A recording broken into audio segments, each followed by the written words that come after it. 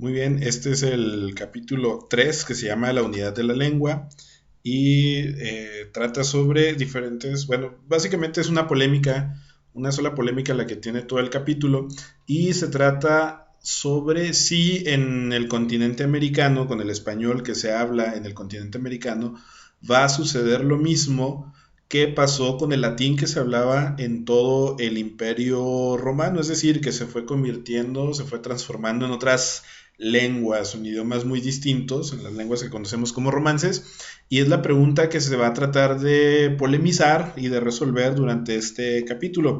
Todo inicia con una conferencia, un discurso que dicta don Ramón Menéndez Pidal y en él pone esta polémica. Claro que la polémica ya se venía dando un poquito antes entre José Cuervo y Juan Valera, acerca de si era posible que en Latinoamérica sucediera lo mismo que sucedió en el Imperio Romano con respecto a la separación de las lenguas. Básicamente la postura de Cuervo era que sí, que en algún momento se va a llegar el español a dividir en diferentes lenguas regionales, y la postura de Valera es lo contrario, ¿no? Uno de los argumentos que da José Cuervo es que el español en México, bueno, en toda Latinoamérica, tiene diferentes regionalismos, aunque hay una unidad en cuanto a la escritura, y dice más o menos textualmente que podemos leer literatura, textos de otros, de varios autores latinoamericanos. A la hora de escuchar, pues ahí es donde empieza ya la diferencia, ¿no? En cambio, Juan Valera dice que para que el español en Latinoamérica se fragmente en varias lenguas, pues tendrían que pasar los mismos fenómenos o similares a los que pasaron en el Imperio Romano, entre ellos la invasión de los bárbaros que fragmentó el imperio. Bueno, durante el documento yo encontré 5 argumentos distintos acerca de a favor o en contra de la unidad de la lengua, y yo los clasifiqué en esta forma. Primero, la cuestión de la literatura, la continuidad literaria, ese sería el primer grupo de argumentos. El segundo, el progreso de las comunicaciones, la influencia de los medios de comunicación en el desarrollo de la lengua. El tercero es la organización de la producción en un sentido, pues sí, en un sentido económico. El cuarto son los movimientos sociales y la demografía, cómo se ha ido cambiando y transformando. Y el quinto es la consolidación de las identidades nacionales y de la identidad latinoamericana, ¿no? Entonces, alrededor de esos 5 argumentos es que el texto va desarrollándose. Repito los argumentos o las secciones que yo encontré: la continuidad literaria, el progreso de la comunicación, la organización de la producción, el movimiento social y el cambio demográfico, y la consolidación de las identidades nacionales y la identidad continental. Bueno, en cuanto al esplendor de la lengua, o a la cuestión de la continuidad literaria, uno de los argumentos que propone nuestro autor es que entre la literatura latina, la literatura de origen romano, no hubo una continuidad, no generó una continuidad con la literatura hispánica. Es decir, en la España romana, hubo algunos autores o que crecieron en esta región, o nacieron en esta región, y que escribían en latín, ¿no? Como Marcial, Quintiliano, por supuesto Séneca, pero ellos no generaron una escuela que dio continuidad a esos temas o a esa literatura, ¿no? De hecho, entre la lengua latina y la lengua castellana y posteriormente el español, pues no hay una continuidad, sino hay una ruptura. Es decir, no seguimos, no aceptamos en español, no se transmitieron totalmente al español todas las normas, ni de la gramática ni de la morfología del latín. ni de la sintaxis, entonces eso provoca una ruptura. Entre el último gran escritor hispano-romano, que es Isidoro de Sevilla, pues no hay mucha continuidad con respecto a Alfonso X,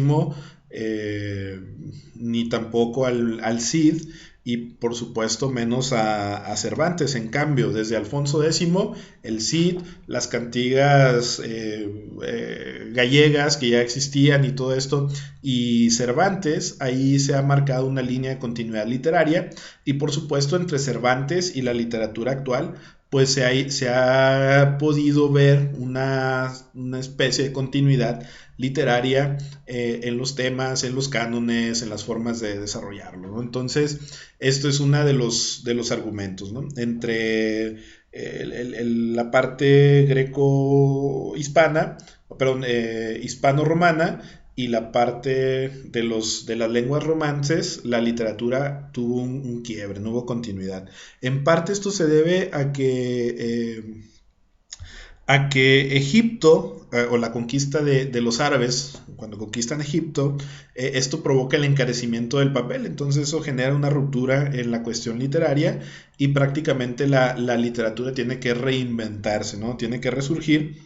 En el caso de España, con más influencia de la parte árabe que con la parte latina, ¿no? Entonces, el esplendor de la lengua, la continuidad literaria y el esplendor que alcanza la lengua española ya para el siglo XVI, que es el siglo también en el que ya está establecida la conquista, pues hace pensar que no vaya a haber una ruptura literaria como si la hubo entre latinos e hispanos. Entonces, o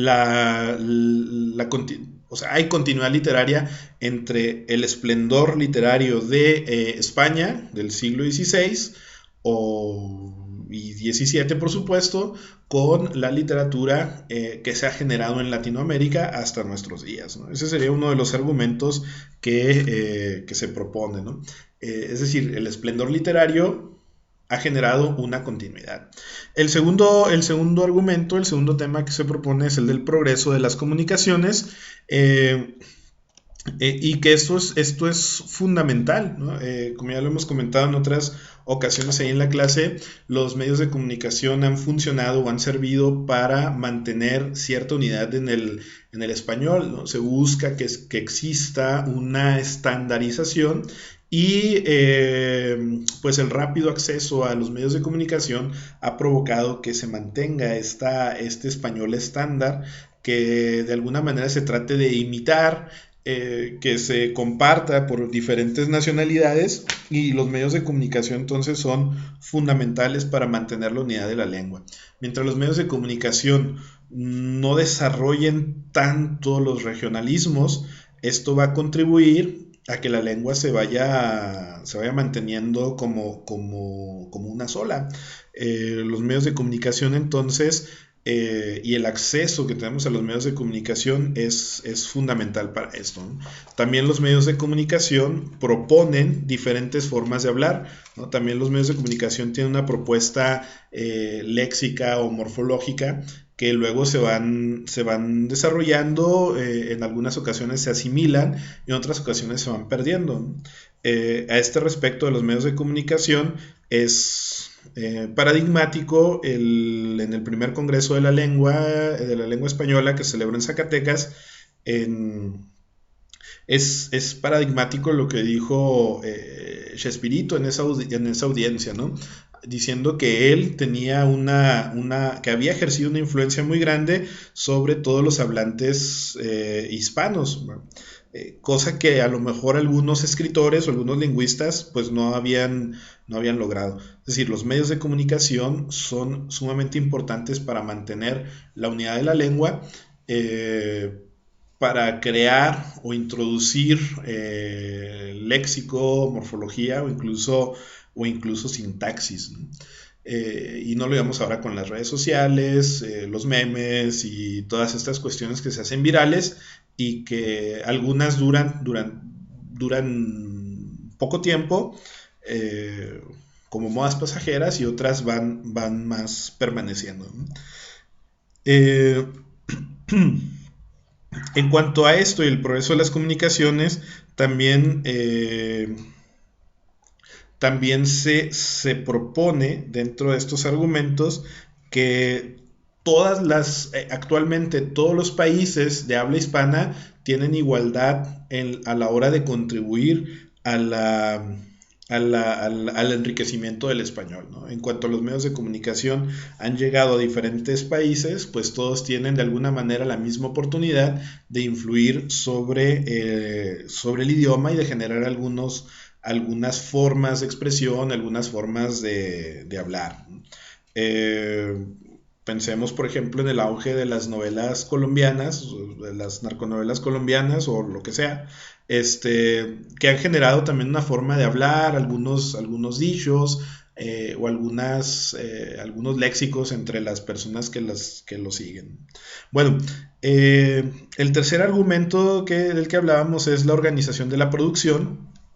En España, bueno, y en las colonias del Imperio Romano, hubo una fragmentación también de tipo feudal, o sea, el sistema de producción fue feudal y esto provocó una fragmentación en feudos con poca movilidad de personas, lo que provocó que también que las lenguas se fueran concentrando en un espacio geográfico y que fueran sirviendo solamente para ese feudo, ¿no? Poca movilidad.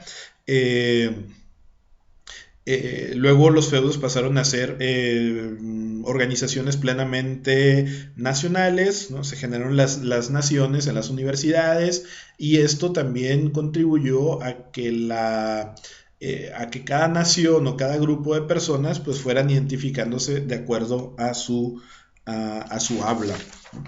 El siguiente argumento que encontré aquí, o grupo de argumentos, es el del movimiento social y el cambio demográfico, eh, que esto ha contribuido, curiosamente, a diferencia del feudalismo, a no fijar una sola forma de hablar en un solo lugar, sino con la movilidad social, pues las diferentes formas del habla se han ido intercambiando, se han ido enriqueciendo mutuamente y se han generado pues diferente o una misma forma, una misma lengua. Aunque esto también podría funcionar como un argumento para la separación, ya que si hay demasiada movilidad, luego se podrían ir perdiendo algunas formas de hablar, sobre todo si pensamos en el fenómeno de los pueblos que han quedado abandonados por la migración, de la migración de la gente, de la gente del campo a la ciudad, que luego para no caer en desprestigio ante la gran ciudad, pues van omitiendo o van ocultando algunas cuestiones léxicas, ¿no? Las van olvidando y se van perdiendo, ¿no? Esto también bueno, esto podría contribuir a la unidad del lenguaje, pero también en algún momento podría contribuir a su dispersión, ¿no? En cuanto al sexto y la consolidación de la identidad nacional, pues bueno, en Latinoamérica, durante los años de la colonia, eh, pues el español era el idioma del imperio, era el idioma de la metrópoli, pero los habitantes de la colonia de alguna manera se sentían identificados con esa metrópoli, sentían su raíz hispana, los criollos se llamaban a sí mismos españoles, nacidos en América, los mestizos se identificaban más con el uso del español que con el uso de las lenguas indígenas, y entonces eso fue generando una cuestión de identidad y el idioma o la unidad del idioma como una cuestión de identidad. Esto se agudiza, por supuesto, en los tiempos de las independencias, en donde se adopta el español como un vehículo de comunicación, como el idioma de identidad. Y entonces esto ha generado que, pues, parte de la búsqueda de la identidad de los pueblos latinoamericanos pase a través de la identidad del lenguaje, ¿no? Entonces se busca esta unidad espiritual, esta unidad social, esta unidad del lenguaje con los países latinoamericanos, sobre todo después de las independencias. Eh, el, el, el siguiente... bueno, pues ya son los 5 argumentos que el texto va manejando, y más o menos va desarrollando algunos otros. La dimensión de de la demografía, del cambio demográfico, del movimiento social, pues sigue hablando del crecimiento de las ciudades, de la comunicación de masas, de los diversos niveles socioculturales y cómo estos van imponiendo los niveles socioculturales más altos o los círculos de poder van imponiendo su forma de hablar hacia otros círculos que ejercen menos poder, hacia las periferias, incluso periferias del lenguaje, podemos decir, y esto va provocando pues que se vaya pensando en una forma estandarizada de hablar o en una forma correcta de hablar y que trate de imitarse, ¿no? Entonces, estos son los argumentos que se van presentando con respecto a la unidad de la lengua. Más bien la tesis parece indicar, con esta serie de argumentos, que la lengua española difícilmente se va a fragmentar, ¿no?